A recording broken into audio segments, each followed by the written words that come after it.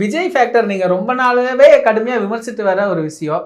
NDA கூட்டணிக்கு விஜய் கொண்டு வரக்கு ஏதாவது முயற்சி நடக்குதா? வாய்ப்பு இருக்கா சார்? ஏதாவது பலம் நிரூபிக்காத விஜயை கொண்டு வந்து என்ன, கொண்டு வராம போச்சு என்ன? பலம் நிரூபிக்காத ஒருத்தர் தன் கையில வராத ஓட்டை டிரான்ஸ்பர் பண்ண முடியாது. இதுதான் நயனார் நாகேந்திரனுக்கும் இவரு தமிழிசை அம்மையாருக்கும் சொன்னேன். இன்னைக்கு ஐயா நயனார் நாகேந்திரன் புரியாததை ஐயா ஓபிஎஸ் தெளிவா புரிஞ்சிருக்கிறாரு. விஜய்க்கு என்ன ஓட்டுங்கிறது 26 மேல தெரியும், வாக்கு பதிவுல தெரியும்னு அடிச்சுட்டு போயிட்டாரு. அப்ப இப்ப நீ சொல்லதெல்லாம் ஏட்டு சொரக்கா, கறிக்கு உதவாது, கற்பனை ஓட்டு, நிஜ ஓட்டு அல்ல.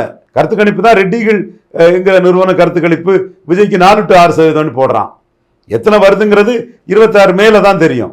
மற்றது அவனவன் கிளைம் பண்றது, அவனவன் கிரெடிபிலிட்டி என்ன. இன்னைக்கு எடுத்த கருத்து கணிப்பை நம்ம ப்ரூவ் பண்ண முடியாது, டிஸ்ப்ரூவ் பண்ண முடியாது. எவன் சொல்றதுனாலும் ஒவ்வொருத்தனும் ஒவ்வொன்னா சொல்லுவான். இதை வச்சு யாரு அரசியல் பேச முடியும்? சீமானுக்கு 4% தான் வரும்னு தினத்தந்தி கருத்து கணிப்பு போட்டான், 8% வந்தது. இப்பவும் விஜயை மையப்படுத்தி சீமான பலையனப்படுத்தலான்னு தினத்தந்தி நினைக்கிறாப்புல. தினத்தந்தியோட எண்ணத்துக்கு மாறாக சீமானுக்கு 8ங்கிறது 16, 17 தான் வரும்.